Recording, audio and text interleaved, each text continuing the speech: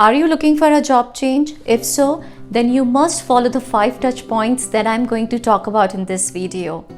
No matter what field you are in. Most of us know about these touch points, but we tend to either forget or don't pay attention to them. And that's a reason you should watch this video till the end. And before we get into details, for those who don't know me, I'm Nikita, a SHRM certified HR, and I have over a decade of experience in hiring professionals. In Recruitment Insights, I'm passionate about helping other recruiters and job seekers in reaching their professional goals. With that being said, let's get started.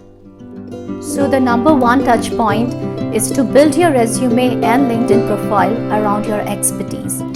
Your resume and LinkedIn profile should resonate each other in terms of area of expertise, the companies you worked for, and the duration that you worked with those companies. That doesn't mean you have to simply copy paste your resume to LinkedIn profile. Just ensure the high level details match with each other. Alright, always tweak your resume around the position you're applying for, as most recruiters and hiring managers don't have time to go through your entire resume in detail. They will simply scan it really fast and decide in that moment either to accept or decline your candidacy. So organizing your resume well is the key to make your resume stand out. You can do that in two simple ways. First, mention your job title, areas of expertise, and key accomplishments in the first half of your resume. And second, if you have earned some job-related certifications, then place your logo somewhere in the header. Showcase your talent. And this would grab your recruiter's attention really fast. Talking about your LinkedIn profile, always have a professional headshot and your skill sets under the headline section.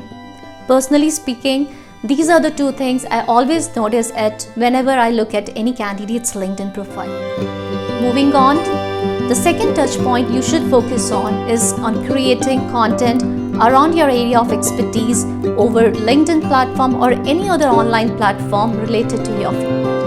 This not only levels up your knowledge base, but it also builds up your personal brand and credibility in the eyes of recruiters, hiring managers, and the people who are in your industry. And trust me, this would definitely bring lots of job opportunities on your way. And the third touch point is networking. If you're applying for jobs only via job boards such as Monster, Naukri, Indeed, or Dice, or maybe just LinkedIn AdWords, then you're missing out a huge number of job opportunities that either get filled up via referrals or are never published externally. So I would recommend you to diligently connect with and follow with the people who are in your industry, so as they can keep you on top of their mind whenever a position opens. Most importantly, if you have applied for a job via LinkedIn job posting, then check out who has posted that job and try to connect with that person via LinkedIn by sending out a personalized message to grab their attention. Just so you know, most of the mid to senior level positions are closed via referral or networking. And that's a reason you should make networking a daily routine.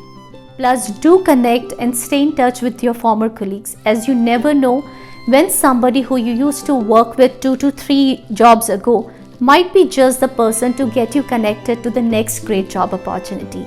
In addition, join networking groups such as your skill set specific LinkedIn groups or meetup groups, as most recruiters post relevant jobs out there. To let you know, as a recruiter, I would prefer considering a candidate who has come either via referral or networking, as this makes the entire hiring process much faster. And the fourth touch point is virtual interviews. As you all know, remote working has become a new normal in this COVID era. And because of that, most recruiters and hiring managers would like to see if they're hiring the right person. And that's a reason you should never say no to video calls, and if they ask you to show the ID proof, be ready to show that. Also, they check on your verbal and non-verbal communication skills. So let me walk you through with 7 basic and yet important things to follow. So the first thing as you're not interviewing with the other person face to face. So always look through your phones or laptop's webcam just to make sure that you're making a better eye contact. And this gives a feel that you're looking at the other person. And always note and smile occasionally to show that you're engaging with them. Sit up straight to show professionalism and confidence, and put off all your digital gadgets in silent mode and turn off all the notifications to avoid any kind of distractions. Ensure you have proper lighting and not sitting in the dark, and have clean and sound-free surroundings. Set up early and give yourself some extra time in case you run into any technical issues. Last but not the least, make yourself familiar with the app's interface for chatting and sharing screen with the interviewer. And the final touch point is SARL technique. Most recruiters and hiring managers would like to know how your past actions are going to reflect on your future behavior under similar situations. And for this, I would recommend you frame your answers around SARL technique, where S stands for situation, A stands for action, and R for results, and L for any learning. You should always talk about the situation specific to the position you're applying for and what actions you took in that situation. Or if you have never experienced such situation, then tell them what you would do if you were in that situation, and then what results came out of those actions, and finally what learnings you got out of it. Just so you know, I've posted a detailed article about SARL technique over the LinkedIn platform, and if you would like to see some real examples related to that, you can check it out. I have put the link below in the description box. And here's your chance. I would love to know which one of the touch points you liked from today's session. Is there anything that I have not discussed and is really working well for you? And if so, then please share with me in the comments below. It's the best way to learn from each other. If you enjoyed today's session, please give a thumbs up here on YouTube. This would really motivate me to keep making such videos in the future, and subscribe to this channel so that you will never miss any of my future uploads. Thank you so much for joining me. See you soon in the next one.